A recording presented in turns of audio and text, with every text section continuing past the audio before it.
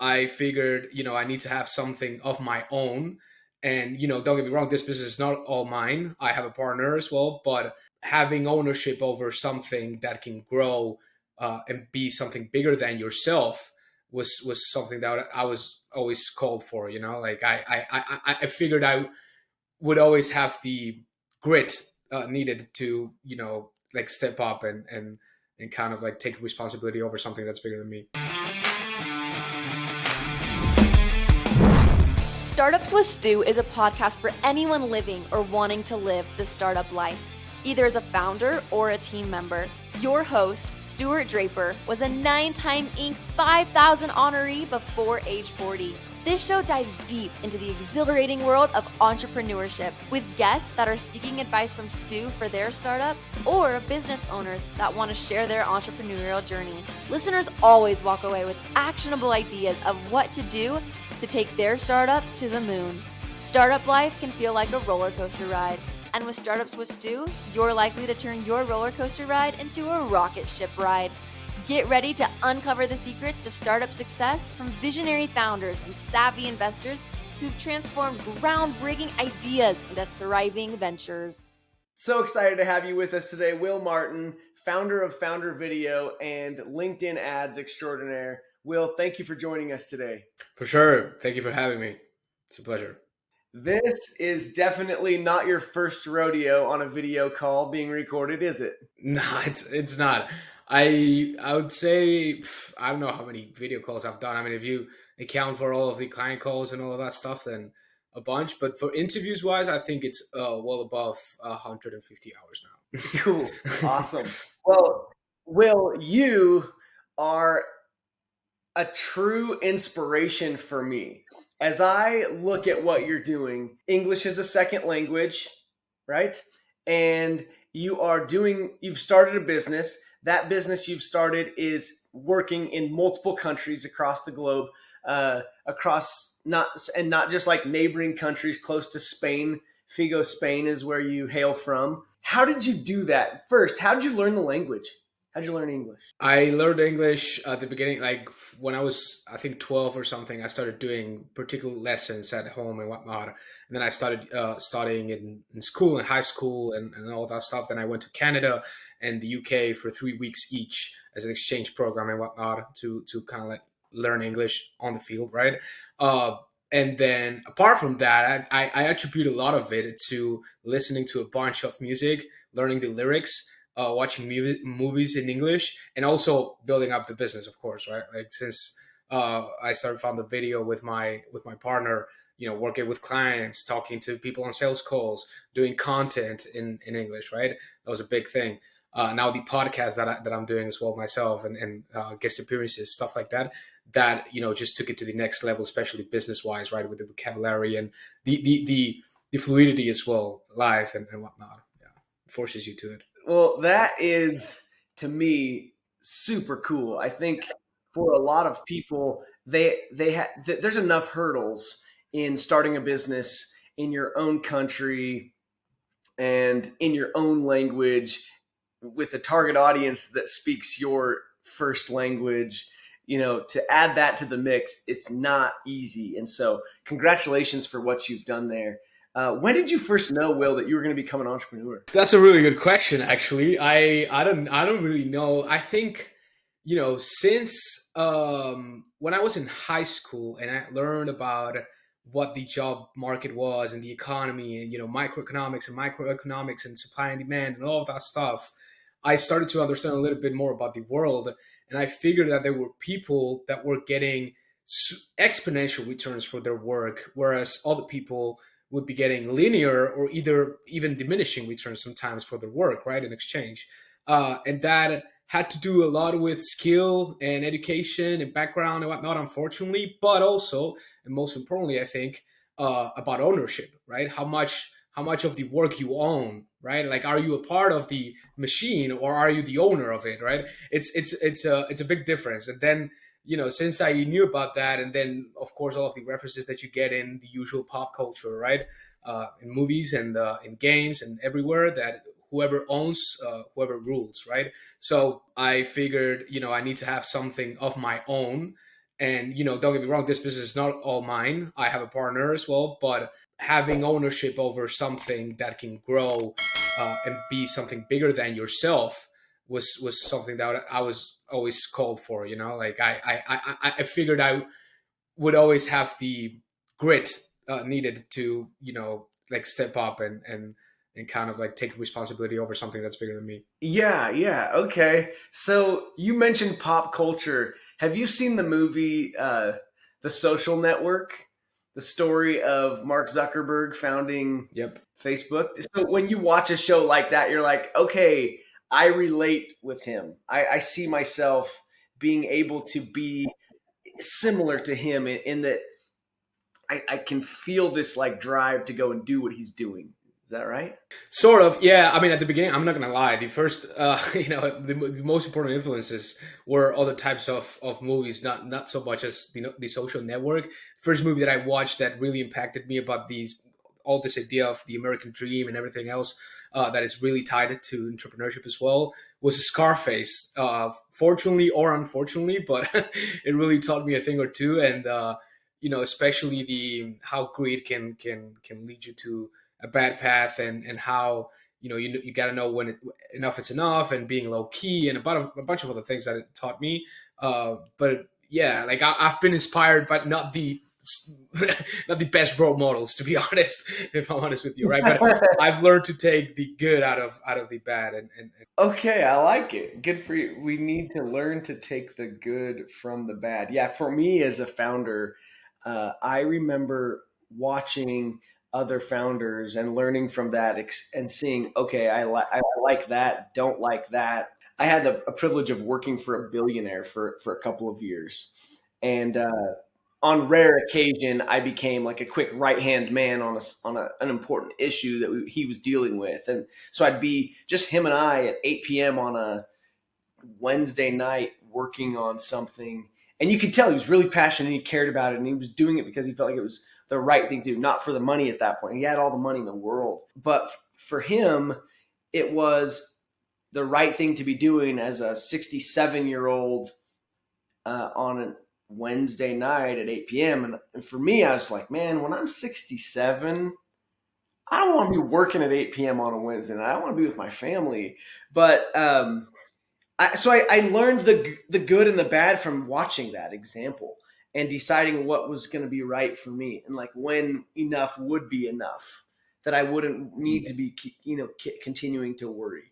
So I see you have, by the way, Scarface there in the background on your screen. I love that.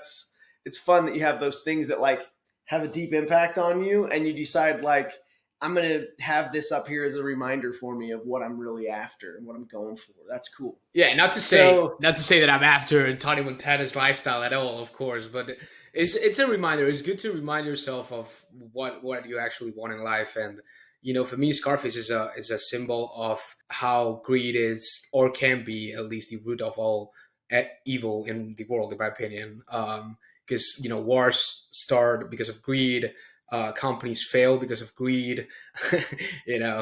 Bubbles crash because of greed. It's all because of that, right? At the bottom line, in a lot of cases. So it's a reminder for me to stay grateful, I think, in a way. When your first customer for Founder Video, how did that happen? Well, this was back in summer of 2022, not that long ago, actually. But basically, it was through cold email. I mean, most of our business at the beginning was built up from cold outbound, with a bunch, different domains, whatever, typical playbook. And now it's a different story, of course. But then I had the sales call. It was my first sales call, and I remember before hopping on it, I was so nervous, right? Because it was the first sales call that I would ever do in English, right? And I remember telling to myself, like, hey man, like, you've been wanting this for months now. You've been wanting to hop on a sales call. You want to have this interaction.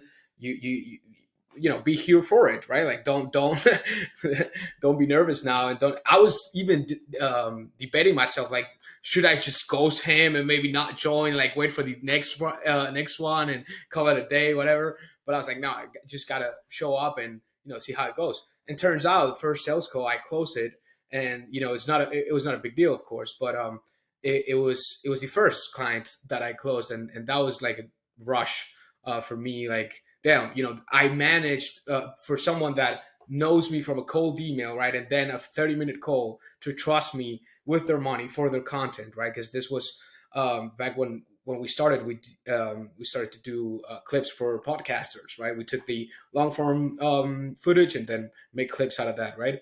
And so that person trusted me, and it was someone that was really close to Gary Vee, and that actually was like a reputable person, right, in the industry. Like, he had been working at iHeartRadio for a bunch of years and that kind of stuff. He was in the podcasting world, so he definitely was an authority, right? And for me, it was like a huge validation. Like, damn, if I'm able to close this in my first sales call, then the good things are coming, right?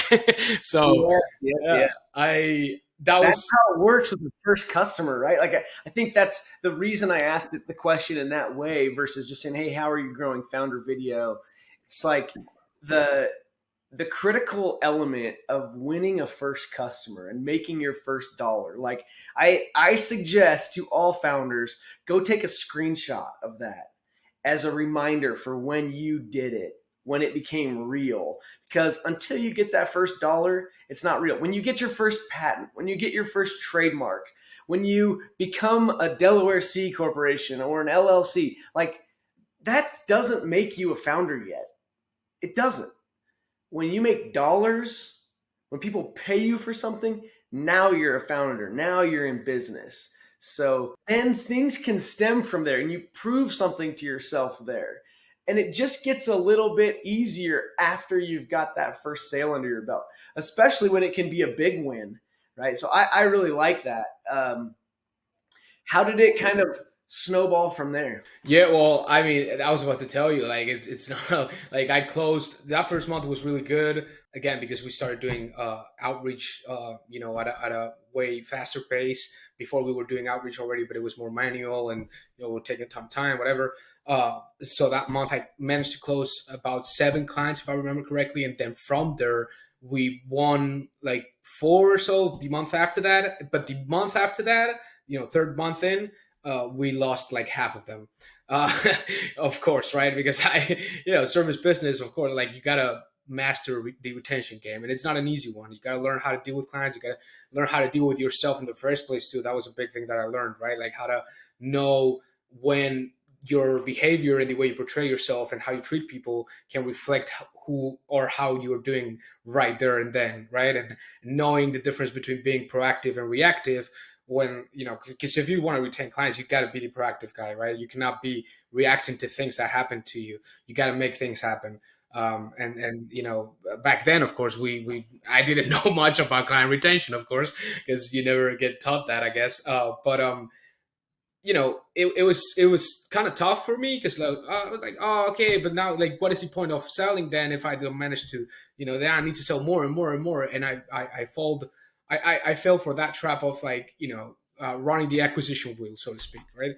But yeah, it was a great experience because and that was not the only moment in which we had a big wave of churn that taught me more about client retention, even, right? I keep learning today, of course, but hey, thank God, and I touch wood saying this, like throughout this first year we haven't lost a client yet, so still I think I learned, especially as I said, being proactive is one of the biggest things that I've learned about client retention, and it's a game that I really enjoy mastering. Like one of the reasons why I got into business and wanted to own my own stuff is to deal with clients and leverage my ability to build good relationships, right? Being Yes, yes. likable, being not only likable, but like being someone that you can count on, being someone that is attentive, that pays attention to detail, that is able to handle stuff, right? All of that stuff, I think it's a big part of doing business, especially when you're doing services, right?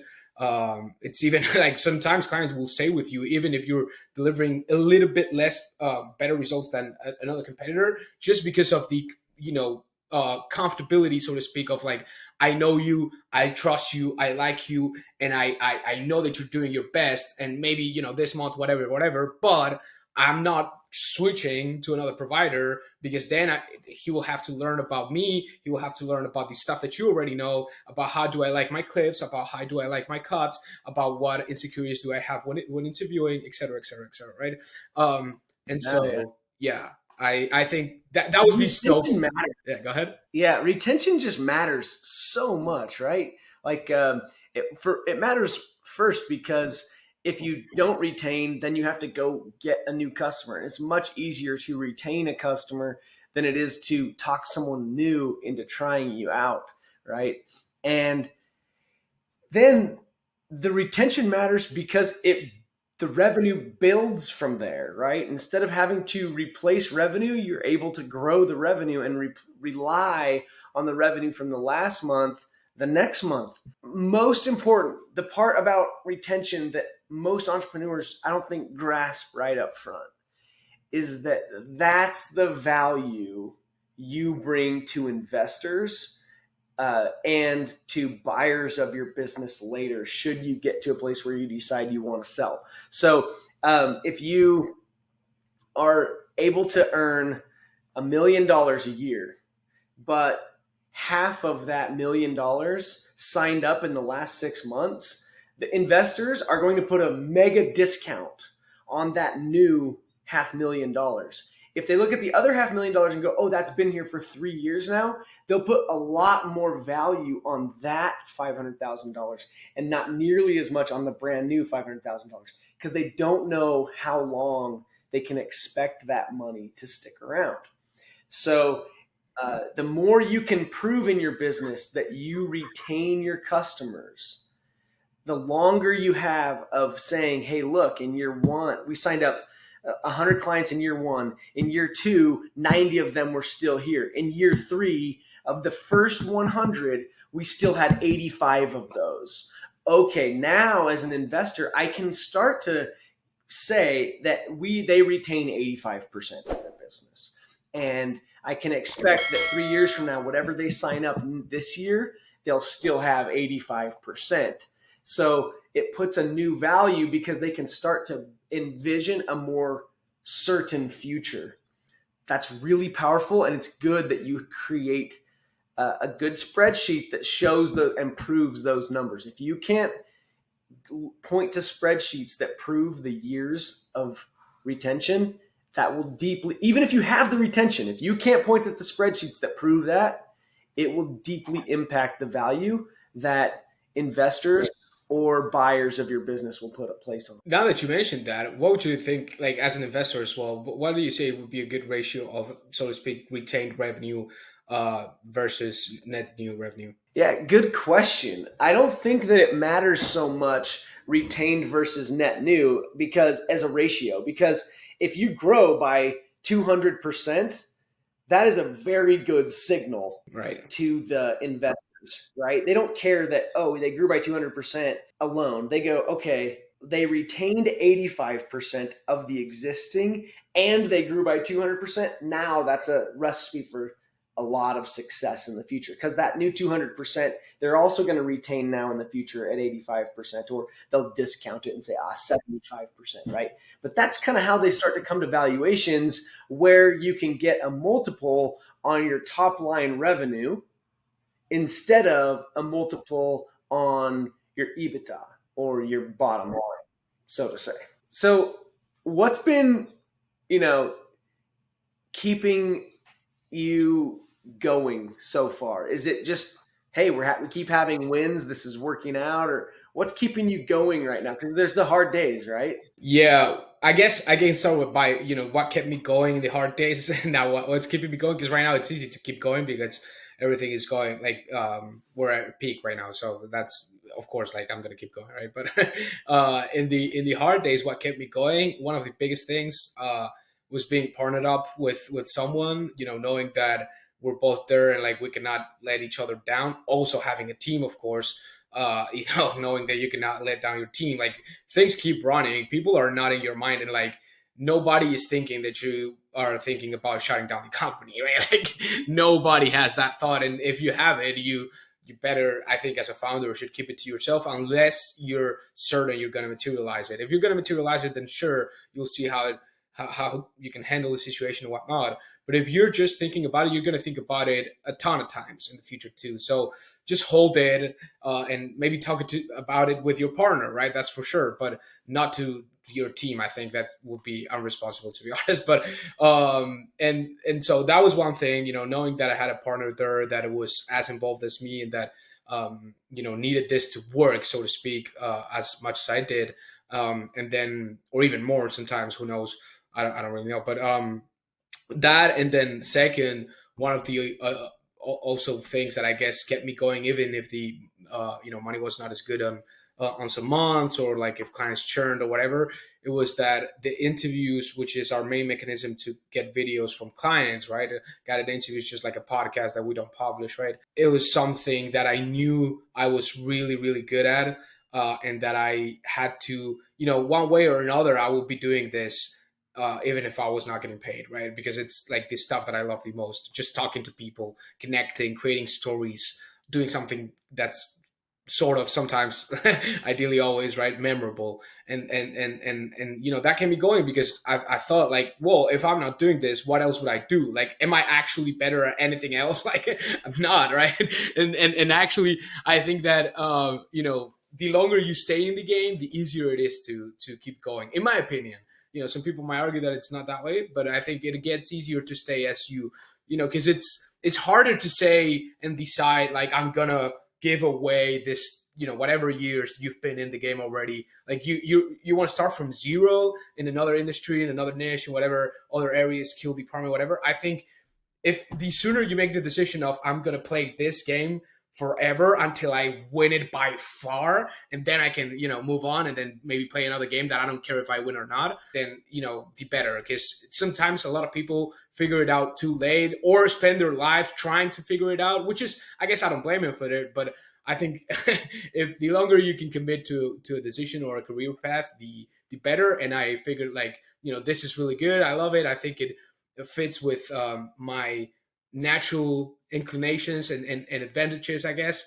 And so what else would I be doing? And the most important thing is, like, being an entrepreneur, it's super holistic, right? It's not like you're only working on the thing that you're selling, right? It's a bunch of other areas too. You got hiring, you got not HR, but like handling teams and management and whatever.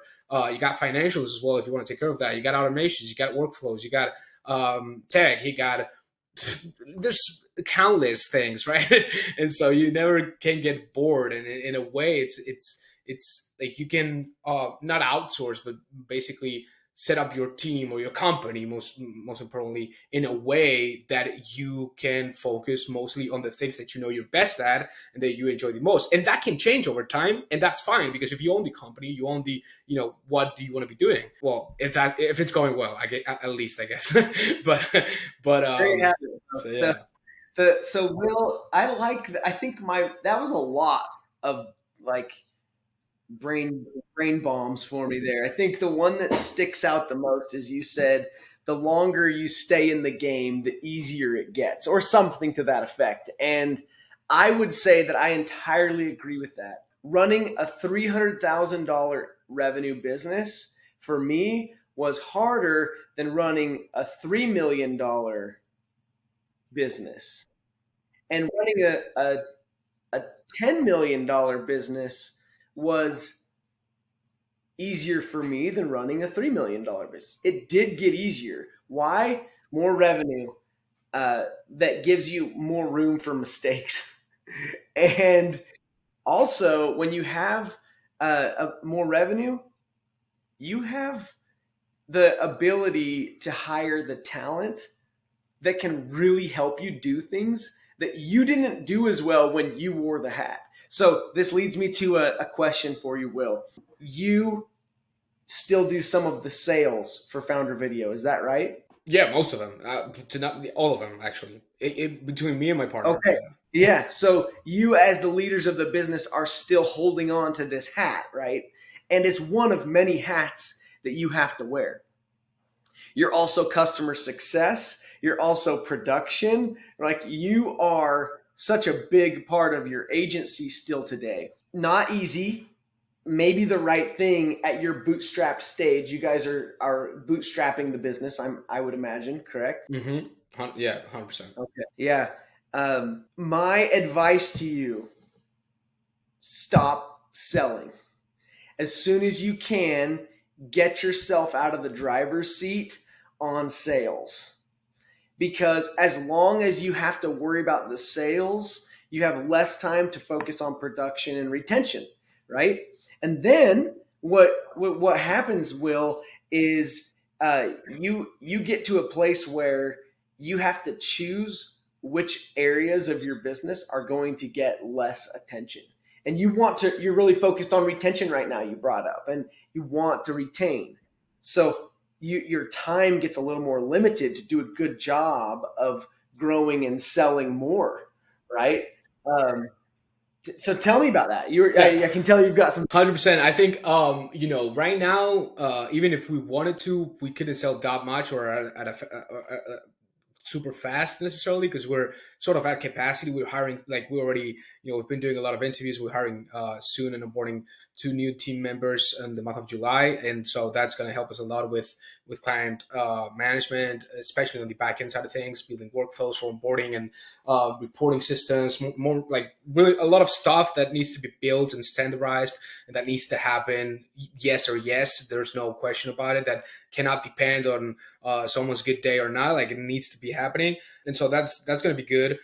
Selling wise, I have to admit that while we still have founder led sales, we don't necessarily spend a lot of our time selling necessarily, because a lot of what we do, it's pretty tied to or pretty related, pretty similar to the playbook that we implement for clients, right? And the playbook that we implement for clients, it's usually, I mean, part of, to put it bluntly, a lot of the latest sales that we've been doing have been thanks to most of our content, right? The content that I publish both on LinkedIn, the podcast, and YouTube, right?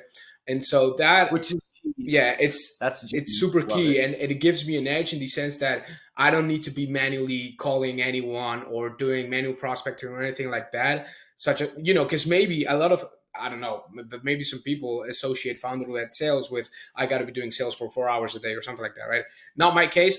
Not sure if it's the best either, right? Like, I get it that it's not as consistent, of course, that if you're doing outbound every day, I should be doing more outbound, to be honest. But of course, I don't have the time, and as you said, gotta let go of that, right? So I believe that in the long run, still, so there's 2 points for me, both in the personal side and on the macro side. I believe that on the macro side of things, like the industry itself and marketing, digitally speaking, will always, it's shifting towards something that's a little bit like, first, way more scalable, content led, and near bound led, or trust led, in the way that there's so much noise in the internet, and it is so hard to stand out on someone's inbox, that you better have if you have a certain association that prospects can make to tie you to ideas of trust, like, no, etc., right? They know you because you've made a podcast with whoever, right? You, I don't know, replied to some question that someone had in a Slack channel, in a community, stuff like that.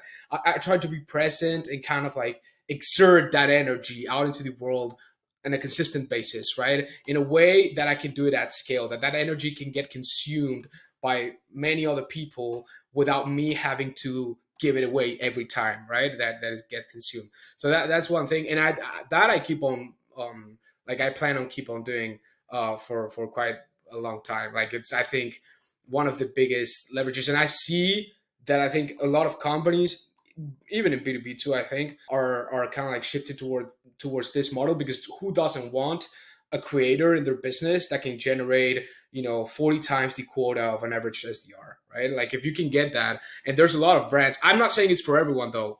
Of course, Yeah, I yeah, think no doubt. you gotta have something, and maybe I don't have it, to be honest. Maybe I'm here, like, dreaming about if I can do that, but I'm trying to. And I think, again, it's the same with business, right? Or running a business, being an entrepreneur, etc. Being a content creator is the same thing. The longer you stay in it, the easier it is to win, because the more you know about yourself, the more you can correct yourself, the more you can refine your wording, especially if you keep talking about the same stuff, which is also part of the reason why you need to stay the same thing, like doing the same thing for long enough to let yourself win, I think, or at least have a chance to. I love how you know for yourself where you excel and you want to double down on that. I think as entrepreneurs, it's really important that you keep wearing the hats longer, where you can add the most value. I felt like, oh, I'm really good at sales. I should be selling for Stu Kent. And I quickly learned that while I could do a really good job of selling, there were so many other aspects of the business that needed my attention, that I needed to get someone else that was also really good at selling, that I could just trust was going to go take care of that. And once that engine of lead generation from one person that, I felt I could do a good job with lead gen, I'm going to let them do that. And I could go close those, but I'm going to let him do that. Next thing you know, that aspect of the business is just taking care of itself without you. And you get to go wear other hats. And it's like there's constantly new hats and additional hats to wear. So never be afraid of saying, okay, it's time to give this one to someone else. But dude, Will, the reason you're on this call, the reason we're connected is because you did a great job. I saw your content on LinkedIn and I was super impressed. I was like, wow, this kid is practicing what he preaches. I want video like he's creating. And so I'm going to go to him. And so when you presented your sales pitch to me, I was pretty well sold going into it.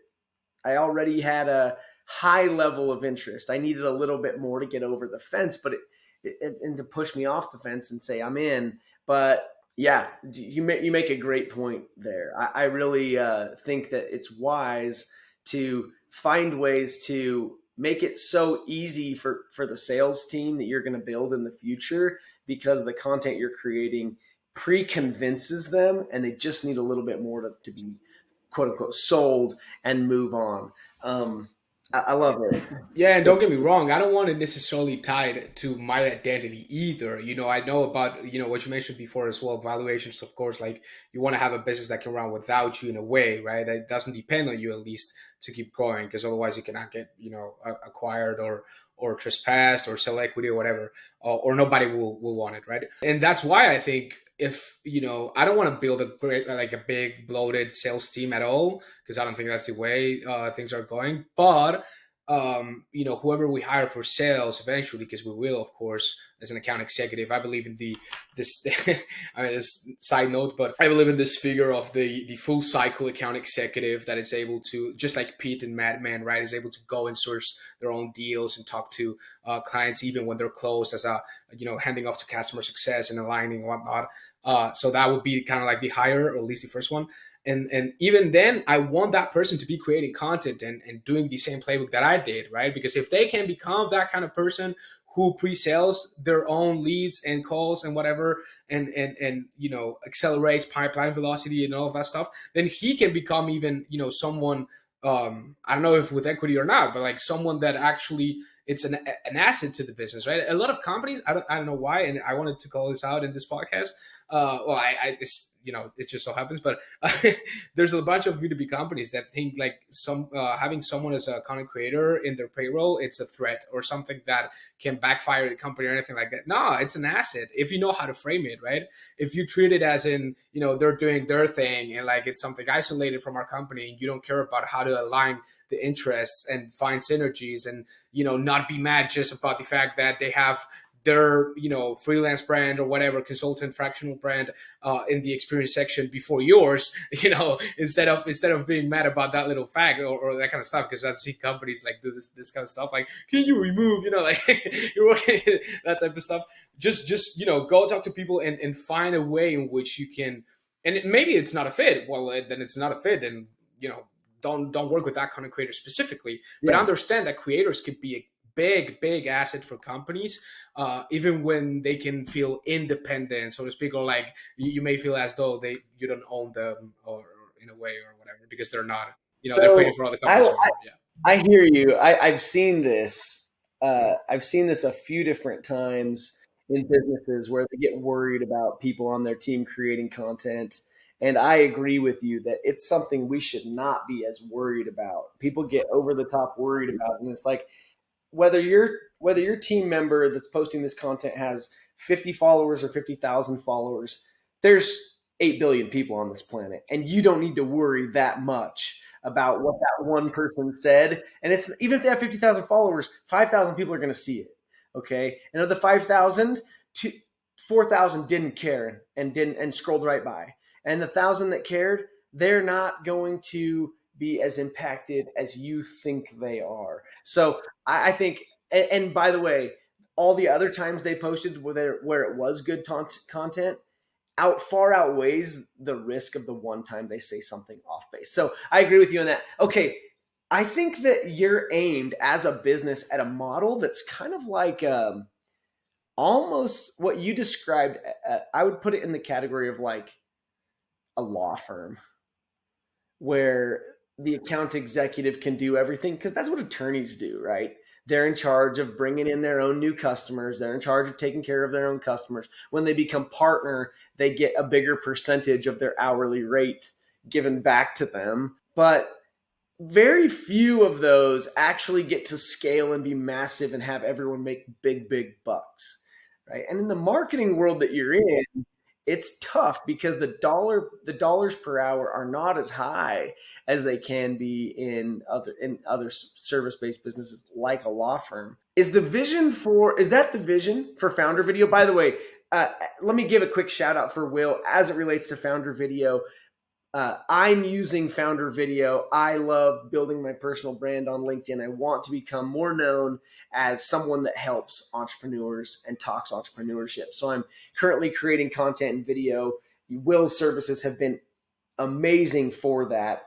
And if you're looking for video content that's next level, well produced, done quickly for you at an affordable rate, Will and Founder Video are going to crush it for you. So go check them out.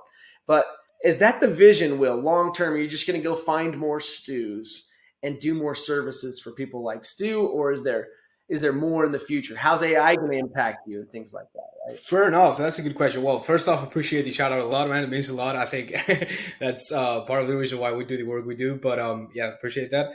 And then related to the the future of Founder Video and kind of the vision, I think that comparison you did with a law firm is interesting, and I like it. I mean, I've watched Suits, right? Like and I love a bunch of other TV shows, right?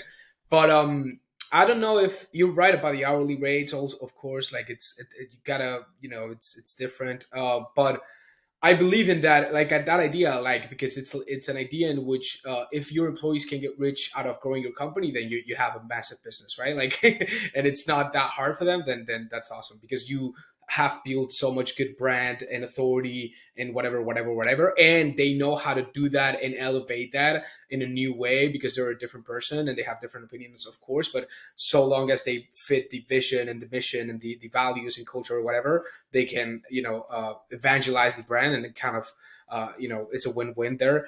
But at the same time, I don't want to have, again, as I said, I don't aim to have, because I think part of the reason why people build big companies is more so because of status than money a lot of times. And to be honest, part of the reason why I got into entrepreneurship is, of course, because of the money. To not mention, I mean, I think it's the biggest reason why everyone gets into entrepreneurship. But then after you realize there's a bunch of other gems that you didn't know of that you wouldn't have figured out elsewhere, because there's not a field in which you need or you're forced to elevate yourself that often and that much, I think, as entrepreneurship, right? And so, knowing that, I believe that when someone starts building a company and they know that, if they go from 100 to 250 employees, they can grow revenue by 150%, but their profit and what they take home will only grow by 10%, and still decide to grow the company by 150 employees. That's just not, for me, a decision that I would make, right? And the type of, because I think at that point you're doing it, of course, not because of the money or you're doing it more, call it satisfaction, call it purpose, call it whatever you want, right? Your mission, right? Whatever it is, but it's not about the money anymore, and it's not about your freedom. It's not about your benefit, so to speak. And I can agree with the fact that it's beautiful to have a great team and feeding mouths, so to speak, or like having owning that responsibility, being able to create wealth around you and whatnot. But I would honestly, like, for me, I just want to have something that's lean, that, because more money, more headaches, of course, too, right? More money, more problems, whatever.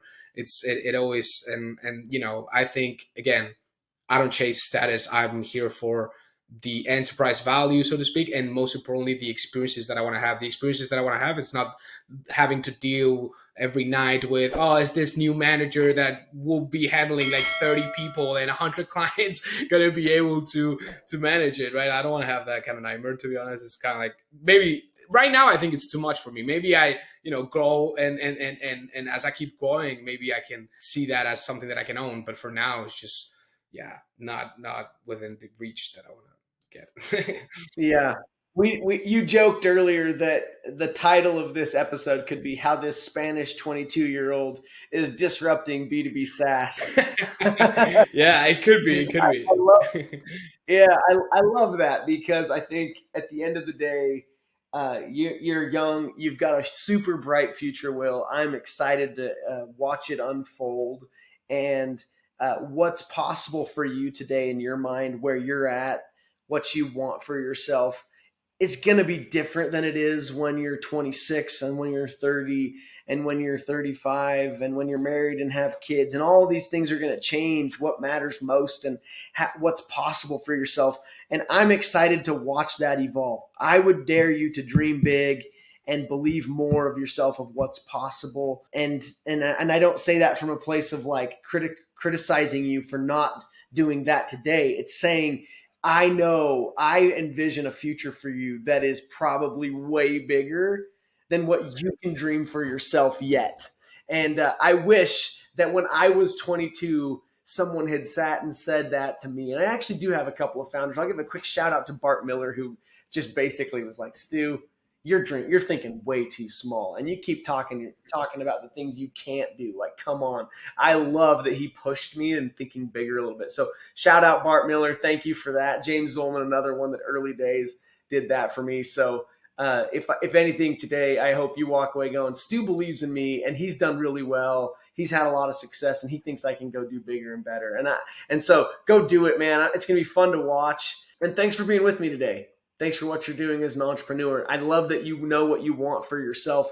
Go get it. Go follow Will Martin on LinkedIn, folks, and subscribe to Startups with Stu. If this is your first episode you've listened to, don't miss out on the next one. Thanks for being with me today. Totally. Have a good one, man. It's been a pleasure. Thanks for joining me on Startups with Stu. We have big goals to help millions of entrepreneurs. If you enjoyed this show, please take a minute to share it with someone else that needs to hear it, or leave a review. Remember, success is within reach for those who dare to dream big and take action. Until next time, keep pushing forward on your entrepreneurial journey.